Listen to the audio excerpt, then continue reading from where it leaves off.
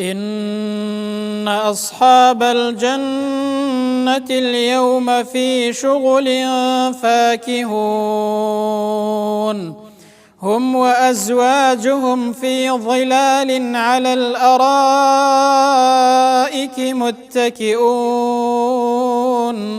لهم فيها فاكهة ولهم ما يدعون سلام قولا من رب رحيم وامتازوا اليوم أيها المجرمون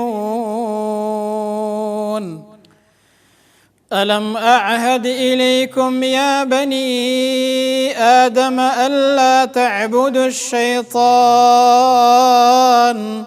إنه لكم عدو مبين وأن اعبدوني هذا صراط مستقيم